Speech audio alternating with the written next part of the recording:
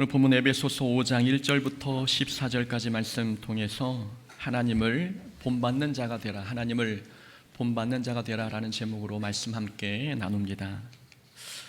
예전에 쓴 목회 칼럼 중에 습관이 그 사람을 말해준다라는 제목의 칼럼이 있습니다. 예전 설교 때 한번 소개한 적이 있는데 오늘 설교를 위해서 한 번 더 언급하도록 하겠습니다. 2012년에 개봉한 광해, 왕이 된 남자라는 영화가 있습니다.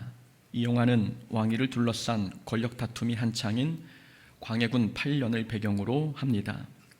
광해군은 자기의 목숨을 노리는 적대 세력들로부터 자신을 보호하기 위해 비밀리에 자신과 닮은 사람을 선택해 대역을 맡기기로 했습니다. 그래서 뽑힌 자가 기방에서 광대 역할을 하며 돈을 버는 천민, 바로 하선입니다. 하선은 사흘에 한 번 왕의 역할을 감당했지요. 하지만 광해군이 의식을 잃고 쓰러지자 도승지 허균은 왕이 쓰러졌다는 사실을 적대 세력들에게 숨기기 위해 광대 하선에게 매일 왕의 대역을 하도록 지시했습니다. 똑같이 닮은 외모와 목소리, 그리고 수년간 저잣거리에서 다져진 연기력으로 하선은 왕의 공석을 성공적으로 메워나갔습니다. 하선의 연기가 얼마나 뛰어났는지 중전마저 하선의 정체를 알아차리지 못했습니다. 그러니 적대 세력들이 왕이 가짜라는 것을 알 턱이 없었습니다. 하지만 왕의 정체를 눈치챈 사람이 있었습니다. 왕을 보호하기 위해 따라다니는 호위무사 도부장이었습니다. 도부장은 평소 왕의 거칠고 투박한 손을 보고 정체를 의심하고 있었는데 그러다가 결정적인 증거를 포착하게 되었습니다. 하선은 중전을 만나기 위해 약속 장소로 가고 있었습니다. 중전을 만난다는 생각에 기분이 좋았는지 하선은 자기도 모르게 엉덩이를 실룩거리며 걸었습니다. 평소 저잣거리에서 탈을 쓰고 취객들에게 민담으로 웃음을 줄 때 했던 습관적인 행동이었습니다.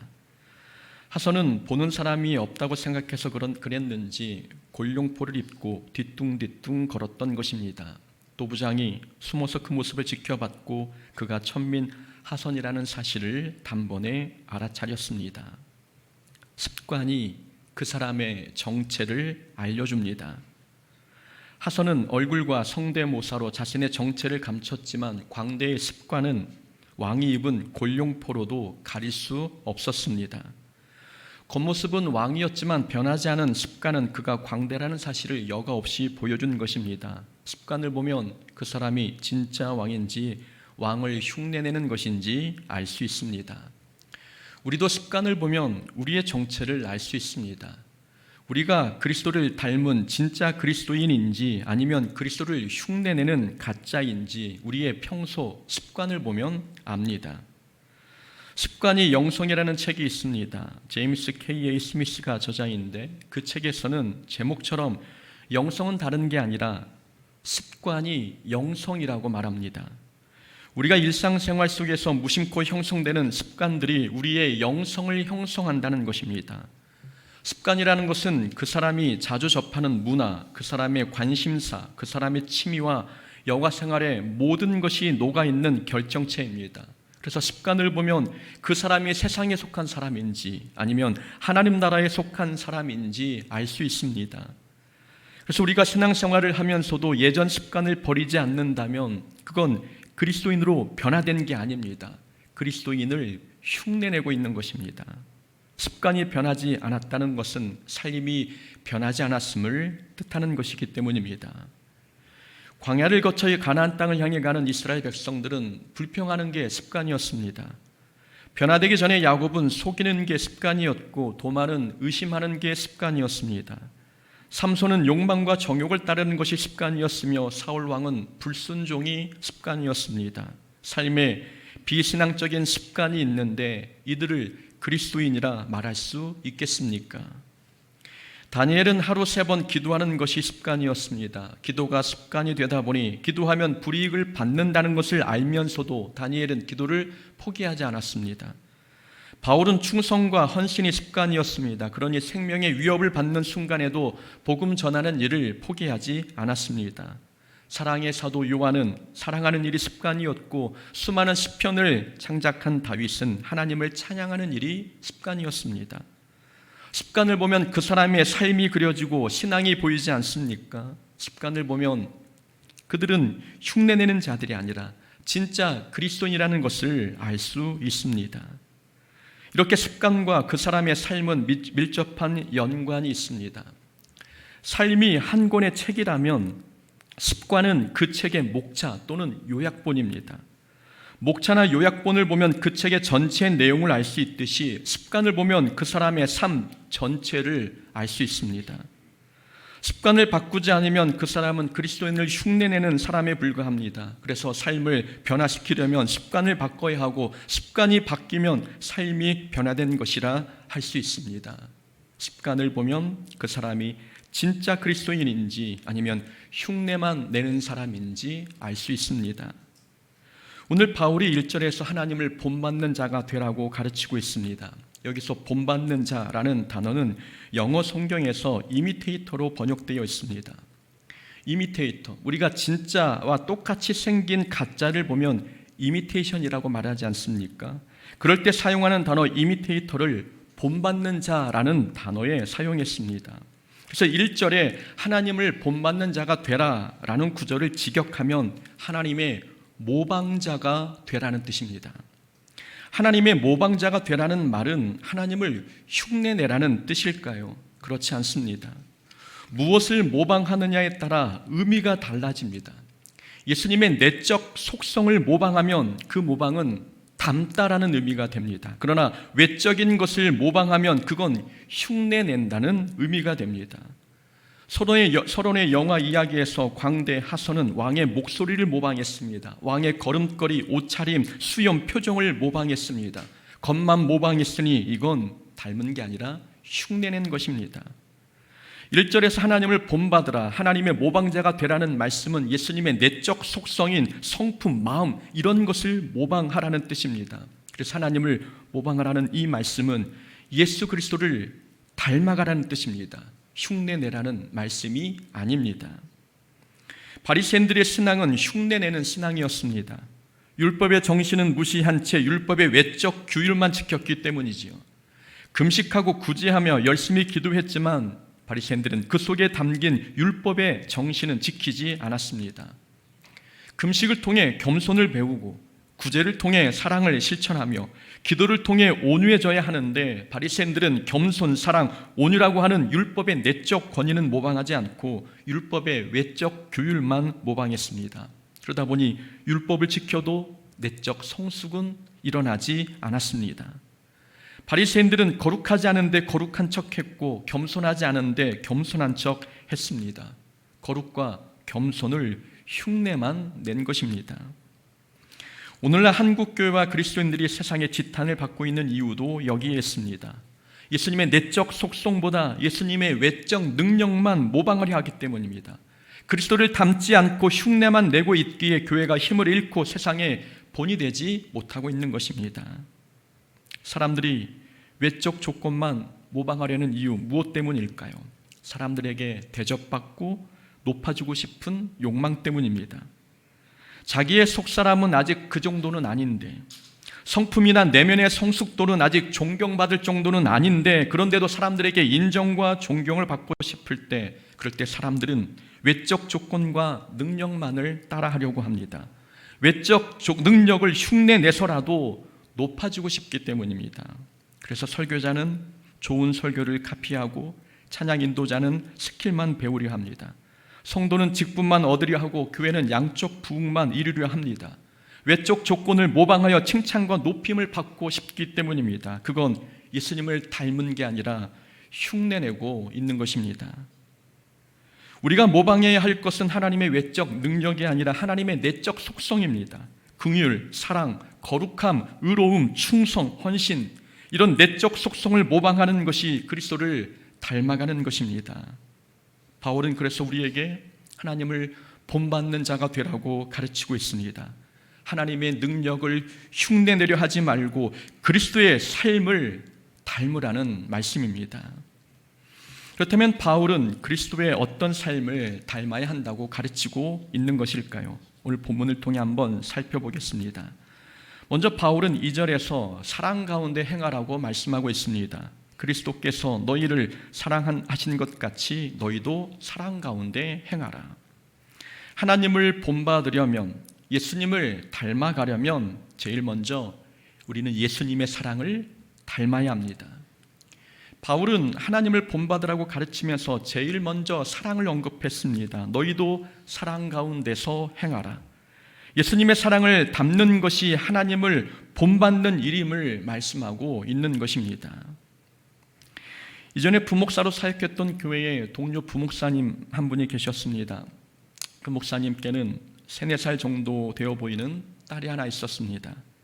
그 딸은 생김새가 딱 목사님을 닮았습니다. 재밌는 것은 딸에게 너는 참 아빠를 닮았구나 라고 말하면 울어버립니다. 나는 아빠를 닮지 않고 엄마 닮았어 라며 우는 거지요. 아이가 그렇게 우는 이유는 아빠가 머리카락이 없기 때문입니다. 그러니까 아빠를 닮았다고 말하면 자기도 머리카락이 다 빠질까 봐 무서웠던 모양입니다. 그래서 딸은 자기는 아빠를 닮지 않고 엄마를 닮았다고 우깁니다. 누가 봐도 딱 아빠인데 말입니다. 자녀는 닮기 싫어도 자기 부모를 닮습니다. 닮지 않았다고 아무리 우겨도 자녀는 부모를 닮게 되어 있습니다. 우리가 하나님의 자녀라면 우리는 닮기 싫어도 하나님의 사랑을 닮아야 합니다. 우리가 하나님의 사랑을 닮지 않았다고 우겨도 다른 사람들이 우리를 보고 당신은 하나님의 사랑을 닮았습니다 라고 말할 만큼 우리는 하나님의 사랑을 닮아야 합니다. 사랑을 닮아야 하는 것이 하나님을 본받는 그리스도인의 삶이기 때문입니다. 사람들은 대부분 예수님의 사랑보다 예수님의 능력을 담고 싶어 합니다. 특별한 은사를 받고 싶어 하고 달란트나 재능이 많기를 원합니다. 남들이 갖지 못한 특별한 은사와 달란트가 많으면 그것을 훌륭한 믿음의 표상으로 생각하기도 합니다. 그렇지 않습니다. 우리가 본받아야 할 것은 달란트나 능력, 은사가 아니라 사랑입니다. 예수님께서 우리를 사랑하신 그 사랑을 담는 것이 하나님을 본받는 행위이고 좋은 믿음의 표상이 되는 삶입니다. 신앙생활의 핵심은 은사나 달란트가 아니라 사랑하는 것입니다. 사람들은 사랑이 곧 능력이고 사랑의 모든 은사보다 뛰어난 최고의 은사라는 것을 잘 모르는 것 같습니다. 하나님의 사랑에는 사람을 변화시키는 힘이 있습니다. 우리가 죄에서 돌이켜 하나님의 자녀가 될 수 있었던 것은 우리가 하나님의 사랑에 감동되었기 때문입니다. 하나님은 사람을 변화시킬 때에 무서운 능력을 보여주시면서 변화시키는 분이 아니라 사랑을 보여주셔서 우리 스스로 그 사랑에 감동이 되어 하나님께 나올 수 있도록 하나님은 일하십니다. 우리도 한 영혼을 주께로 인도할 때 필요한 것은 은사가 아니라 사랑인 것입니다. 은사는 사람을 변화시키는 게 아니라 사랑이 사람을 변화시킵니다. 그래서 사랑에는 사람을 변화시키는 하나님의 능력과 힘이 담겨 있습니다. 또한 하나님의 사랑에는 교회를 하나 되게 하는 힘이 있습니다. 고린도 전서에 보면 바울은 분열되어 가고 있는 고린도 교회에 사랑을 가르쳤습니다. 고린도 교회는 은사가 많았지만 결국 교회를 하나가 되게 하는 힘은 사랑에 있었습니다. 그래서 고린도전서 13장에서 믿음, 소망, 사랑 중에 제일은 사랑이라고 말씀하고 있는 것입니다. 탁월한 재능이나 은사가 능력이 아니라 사랑이 능력인 것입니다. 그래서 신앙생활에서 우리가 닮아야 할 것은 하나님의 은사, 능력, 달란트가 아니라 그보다 더 귀한 하나님의 사랑을 닮아야 합니다. 하나님의 사랑을 담는 것이 곧 하나님을 본받는 일입니다. 2절 하반절에 보면 그는 우리를 위하여 자신을 버리사 향기로운 제물과 희생 제물로 하나님께 드리셨느니라 라는 말씀이 있습니다. 우리가 닮아야 할 하나님의 사랑이 어떤 종류의 사랑인지를 설명하고 있는 구절입니다. 우리를 위하여 자신을 버리사 향기로운 제물과 희생 제물로 하나님께 드리셨느니라. 하나님의 사랑은 희생하는 사랑임을 가르쳐주고 있습니다. 바울이 예수님의 희생적인 사랑을 가르쳐준 이유가 있습니다. 성도들이 모두 자기 방식대로 사랑하고 있기 때문입니다. 이제는 자기 방식대로 사랑하지 말고 예수님께서 사랑하신 그 사랑 그대로 사랑하기를 원했기 때문에 바울은 사랑의 기준을 정해준 것입니다. 바울이 가르쳐준 사랑의 기준은 타인을 위해 자기 자신을 희생하는 사랑이었습니다. 에베소 교회에는 보이지 않는 차별이 있었습니다. 유대인 출신 그리스도인들과 헬라인 출신 그리스도인들 사이에 보이지 않는 벽이 있어서 서로 사랑한다고는 하지만 그 사랑은 예수님의 사랑을 닮은 사랑이 아니었습니다. 끼리끼리 하는 사랑이었고 할례를 행하지 않으면 사랑하지 않는 조건이 달린 사랑이었습니다. 성도들은 이렇게 자기 방식대로 자기 편한 대로 사랑하고 있었습니다. 바울은 그런 성도들에게 우리가 닮아야 할 사랑은 대상을 가리지 않고 사랑하는 예수님의 희생적인 사랑임을 가르치는 것입니다. 그리스도께서 너희를 사랑한 것 같이 너희도 사랑 가운데서 행하라. 그리스도께서 너희를 사랑한 것 같이, 여기서 뭐뭐 하는 것 같이라는 단어는 양쪽이 똑같아야 한다는 것을 뜻합니다. 그리스도께서 너희를 사랑한 것 같이 너희도 사랑 가운데 행하라. 그러니까 다른 사람을 사랑할 때 우리가 행하는 이 사랑이 예수님께서 우리에게 베푸신 사랑과 똑같아야 한다는 말씀입니다. 비슷해서도 안 되고 못 미쳐서도 안 되며 적당해서도 안 됩니다. 예수님께서 보여주신 사랑과 100% 똑같은 사랑으로 사랑해야 한다고 우리에게 가르쳐주고 있습니다. 우리의 사랑이 예수님의 사랑을 똑같이 닮았다면 우리는 사랑하고 싶은 사람만 사랑해서는 안 됩니다.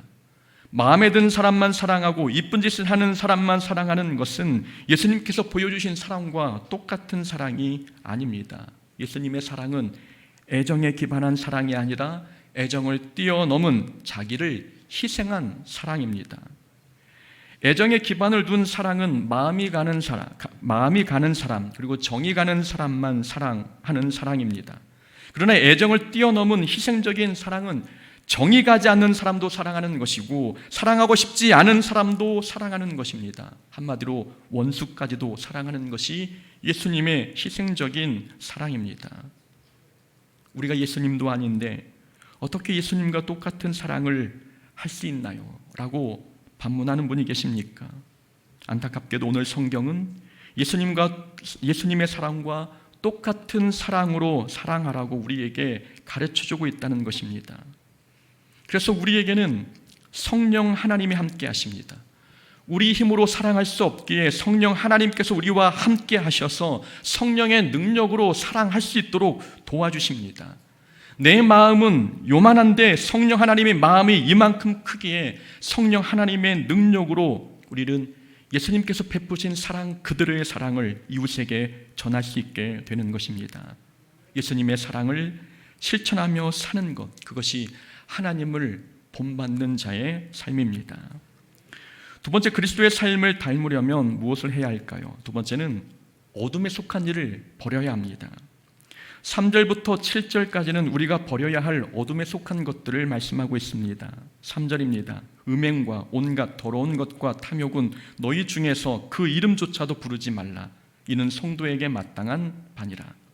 바울은 음행, 더러운 것, 탐욕을 입에 담지 말라고 가르치고 있습니다. 그리고 4절에서는 누추함과 어리석은 말이나 희롱의 말을 하지 말라고 말씀하고 있습니다. 바울은 하나님을 본받으려면 그리스도의 성품에 어울리지 않는 것은 버릴 것을 당부하고 있습니다. 우리는 에베소서 4장에서 변화되려면 옛사람을 벗고 새사람의 옷을 입어야 한다는 말씀을 들었습니다. 변화하려면 취해야 할 것도 있지만 버려야 할 것이 있다는 말씀이었습니다. 그리스도를 닮는 것도 마찬가지입니다. 그리스도를 닮으려면 취해야 할 것이 있는 반면 버려야 할 것도 있습니다. 취해야 할 것은 앞에서 말씀드린 하나님의 사랑이고 버려야 할 것은 하나님의 사랑과 상반되는 음행과 성숙하지 못한 언어 습관입니다. 믿음의 길은 거룩한 것과 부정한 것 두 개를 함께 지고 갈 수 없습니다. 아무리 삶을 거룩하게 살아도 부정한 행위를 버리지 않으면 신앙은 성장하지 않습니다. 허리에 무거운 납덩어리를 달고는 수영하기 어렵고 발목에 모래주머니를 차고는 빨리 달릴 수 없듯이 신앙에 방해되는 것을 버리지 않고는 신앙은 절대 앞으로 나아갈 수 없습니다. 신앙이 성장하려면, 그리스도를 닮아가려면 해야 할 것은 해야 하지만 동시에 하지 말아야 할 것은 하지 말아야 합니다. 지난주 새벽에 말라기서를 살펴보았습니다. 말라기서의 시대적 배경은 바벨론 포로에서 귀환한 백성들이 무너진 성전을 재건한 지 80년에서 100년 정도가 지난 때입니다. 이스라엘 백성들은 성전이 건축되고 나면 이스라엘의 이전 영광이 다시 회복될 줄 알았습니다. 그런데 성전 재건 사업이 끝났는데도 여전히 이스라엘은 이방 민족의 침략으로 고통을 당하고 있었고 이스라엘의 영광은 회복될 기미가 보이지 않았습니다. 이스라엘 백성들은 시험에 들기 시작했습니다. 성전을 열심히 건축해도 달라지지 않는 현실 앞에서 이스라엘 백성들은 하나님을 섬기고 신앙을 지키는 일은 헛된 일이라고 생각하기 시작했습니다. 그런 백성들에게 하나님께서는 하나님을 멸시하는 행동을 중단하라고 말씀하셨습니다. 제사장들에게는 더럽고 병든 제물을 하나님께 드리는 이 행위를 중단하라고 말씀하셨습니다. 백성들에게는 성적으로 문란한 삶을 중단할 것과 정직하지 못한 헌금 생활로 하나님의 것을 도둑질하는 행위를 멈추라고 당부하셨습니다. 이스라엘 백성의 문제가 바로 이것이었습니다. 이스라엘 백성들은 잘못된 행동은 고치지 않으면서 성전만 건축하면 만사 형통할 줄 알았습니다. 헌금 생활은 정직하지 않으면서 예배만 드리면 복받을 줄 알았고 삶은 거룩하지 않으면서 재물만 드리면 인생이 승승장구할 줄 알았습니다. 버릴 것을 버리지 않으면 아무리 열심히 신앙생활해도 그리스도를 닮을 수 없습니다. 엄밀히 말하면 버릴 것을 버리지 않고 하는 신앙생활은 신앙생활이 아닌 것입니다. 어떤 사람이 예수님의 사랑으로 사랑한다고 하면서 삶이 음행과 탐욕으로 가득하다면 그게 진짜 그리스도의 사랑이겠습니까? 사랑과 음행은 같이 갈 수 없습니다. 어둠에 속한 것을 버리지 않고는 절대 그리스도를 닮을 수 없다는 말씀입니다. 3절에서 바울은 음행과 온갖 더러운 것과 탐욕은 그 이름조차도 부르지 말라고 말씀하고 있습니다. 이름조차 부르지 말라는 말씀은 음행, 더러운 것, 탐욕은 입에도 담지 말라는 말씀입니다. 바울이 이러한 것들을 입에도 담지 말라고 말씀한 이유는 죄는 전염성이 강하기 때문입니다. 어둠에 속한 행동들은 우리가 입에 담는 순간 우리의 통제를 벗어나 버립니다.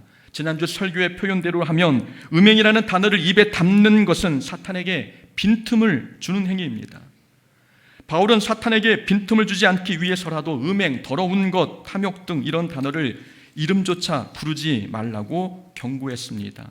빈틈을 주면 죄는 더 크게 번성하기 때문입니다. 너희가 자랑하는 것이 옳지 아니하도다. 적은 누룩이 온 덩이에 퍼지는 것을 알지 못하느냐. 고린도전서 5장의 말씀입니다. 적은 누룩이 온 덩이에 퍼지는 것을 알지 못하느냐.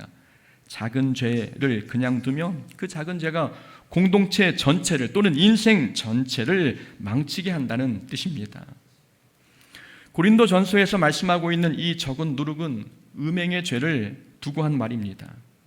고린도 교회는 4개의 당파로 나뉘는 이 분열의 문제만 있었던 게 아니었습니다. 교회 안에는 음행의 문제도 있었는데 아들이 계모를 범하는 사건이 있었지요. 그런데도 교회는 그 죄를 치리하지 않고 방치했습니다. 그런 모습을 보고 바울은 적은 누룩이 온 덩이에 퍼지는 것을 알지 못하느냐고 책망했습니다. 음행을 방치하면 공동체 전체가 전염될 수 있다는 말씀입니다. 그만큼 죄는 강력한 전염력을 가지고 있다는 뜻입니다.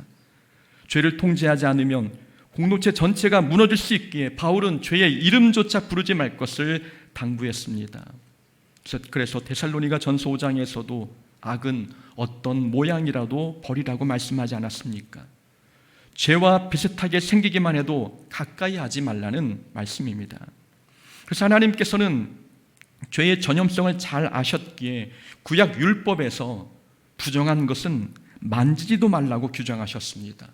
심지어 부정한 것에 닿기만 해도 불태우라고 말씀하셨습니다. 만지지도 말라, 닿게도 하지 말라, 이렇게 율법 규정을 지나칠 정도로 엄격하게 정하신 이유는 죄는 입으로 거론만 해도 우리 삶 전체를 전염시킬 수 있기 때문입니다. 그래서 우리가 하나님을 본받으려면 어둠에 속한 죄들은 거론도 하지 말고 생각 자체도 하지 않아야 합니다. 세 번째, 그리스도를 닮으려면 빛의 열매를 맺어야 합니다. 8절 말씀입니다. 너희가 전에는 어둠이더니 이제는 주 안에서 빛이라. 빛의 자녀들처럼 행하라. 빛의 자녀들처럼 행하라고 말씀하시면서 빛의 열매는 착함과 의로움과 진실함이라고 말씀하고 있습니다. 우리가 하나님을 본받으려면, 예수님을 닮으려면 우리 삶에 빛의 열매인 착함, 의로움, 진실함이 있어야 한다는 것입니다. 그렇다면 착함, 의로움, 진실함이 무엇일까요? 바울은 오늘 본문에서 착함, 의로움, 진실함이 무엇인지 개별적으로는 설명하고 있지 않습니다. 대신 바울은 빛의 열매의 특징에 관해서 설명하고 있습니다. 바울이 말하는 빛의 열매의 특징은 두 가지입니다. 하나는 10절 말씀에 나와 있듯이 하나님을 기쁘시게 하는 것입니다. 또 하나는 12절 말씀처럼 은밀히 행하는 것이 없어야 하는 것입니다. 하나님을 기쁘시게 하는 것, 은밀히 행하는 것이 없는 것, 빛의 열매는 이 두 가지 특징을 함께 가지고 있어야 합니다. 그러니까 우리가 빛의 열매를 맺으려면 하나님께서 기뻐하시는 삶을 살아야 합니다. 그리고 그 삶 속에 은밀하게 행하는 죄가 없어야 합니다. 빛은 어둠과 함께 할 수 없지 않습니까? 그렇다면 빛의 열매에도 다른 사람이 알면 안 되는 은밀한 어두운 무엇인가가 없어야 하는 것이 옳습니다. 예를 한번 들어보겠습니다. 우리는 보통 선하고 온순하며 얌전하면 착하다라고 말합니다. 정말 그 사람이 착하다면 하나님을 기쁘시게 하는 삶을 살고 있어야 합니다. 그리고 그 사람의 삶에 남이 알면 안 되는 은밀한 죄가 없어야 합니다. 그게 착함입니다. 서론에서 말씀드렸듯이 겉만 모방하는 것은 흉내이고 내면을 모방하는 것은 닮은 것이라고 말씀드렸습니다. 겉모습은 착한데 속은 은밀한 무엇인가 있다면 그건 착함을 흉내내는 것이지 착한 게 아닙니다. 그래서 오늘 본문을 근거로 하면 착함의 반대말은 음흉함입니다. 의로움의 반대말은 간사함이고 진실함의 반대말은 교활함입니다. 음흉함, 간사함, 교활함, 이 단어들은 겉으로는 드러나 있지 않지만 비밀리에 무엇인가 그 속에서 진행되고 있음을 뜻하는 단어들입니다.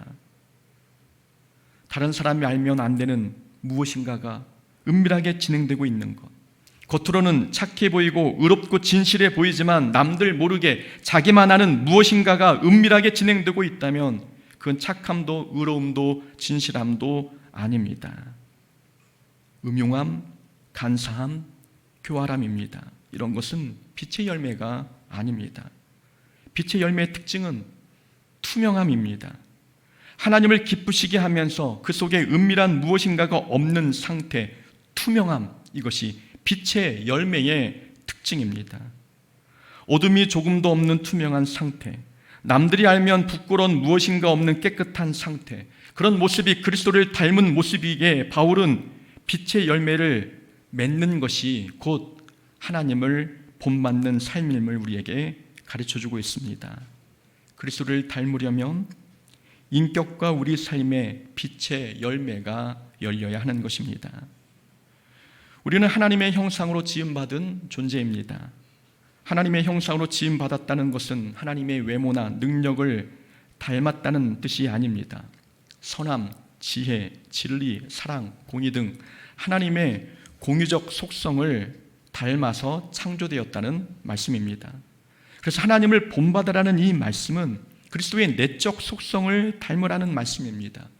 그리스도의 희생적인 사랑을 담는 것, 세상의 악한 것을 버리는 것, 투명한 빛의 열매를 맺는 것, 이런 모습을 갖추는 것이 하나님을 본받는 삶입니다. 이곳에 계신 모든 성도님들은 하나님을 본받는 자가 되어서 하나님께는 영광이 되고 사람들에게는 본이 되는 삶을 살아가는 하나님 자녀 되기를 주의 이름으로 축원합니다. 아멘.